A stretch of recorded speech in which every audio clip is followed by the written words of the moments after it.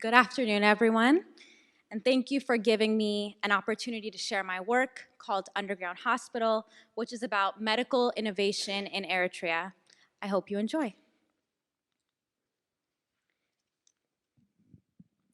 In 2014, a United Nations report projected Eritrea to be one of the few countries on the path to meeting the Millennium Development Goals in health, a set of 8 goals established by the United Nations for developing countries facing extraordinary challenges, from a prevalence of extreme poverty to high rates of HIV or AIDS.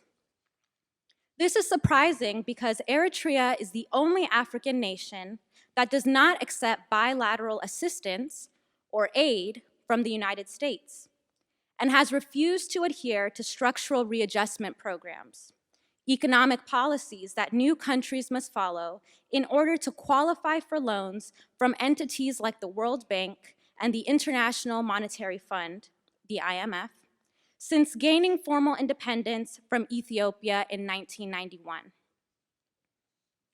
Eritrea's colonial history begins with the Ottoman Empire in the 16th century, followed by Italy and Great Britain, before it was annexed by the United Nations as the 14th province of monarchical Ethiopia in 1952.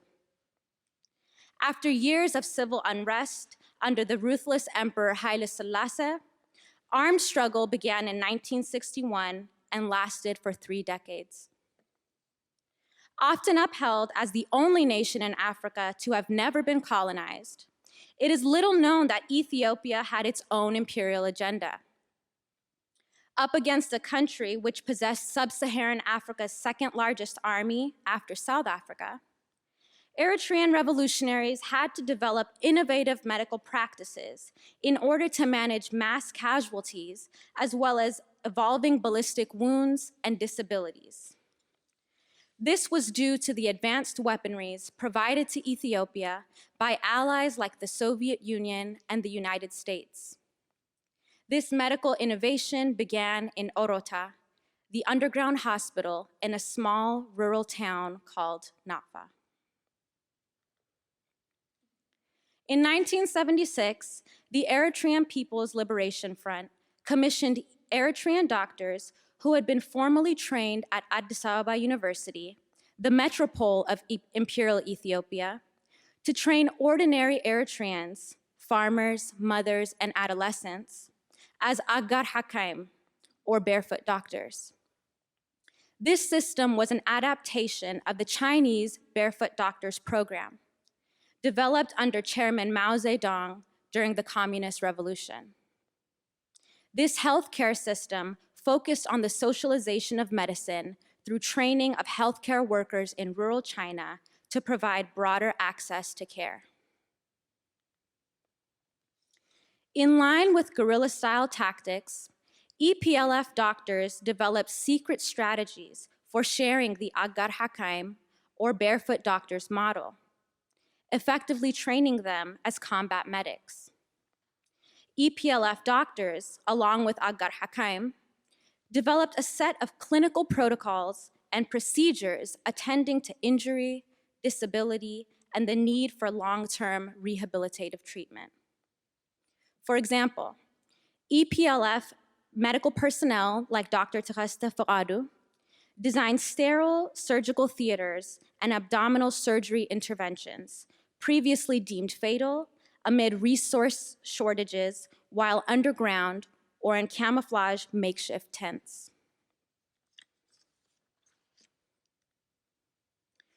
The Eritrean case study is an important one for investigating, one, how medical personnel developed a situationally appropriate healthcare infrastructure and clinical training techniques amid war, what we might call conflict medicine, and two, how Eritreans refer to this system today as an important example for how they articulate future political and economic national goals. This project is about how medical knowledge that Eritrean surgeons, nurses, and political officials established during the War for Independence continues to shape ideas of political power and practices of care. Put another way, it is about, through the lens of medicine, understanding the power of imagination and creativity coupled with strategy in order to engage in a nation-building process. After independence in the late 90s, Eritrea invited the United Nations to observe the referendum process that affirmed its standing as a sovereign nation. Nonetheless, the new nation would soon have to confront a US foreign policy stance that defended Ethiopian infringement of its territorial boundaries by insisting that Eritrea's former colonizer was a stabilizing force in a region plagued by terrorism and failed states. In 2009, the UN deemed Eritrea a repeat offender of human rights violations and levied sanctions. Amid challenges to self-determination, Eritreans continue to reference the underground hospital in their understandings of sovereignty, drawing upon the model for independence pioneered in the trenches. How do we think of medical expertise in situations of turmoil or uncertainty?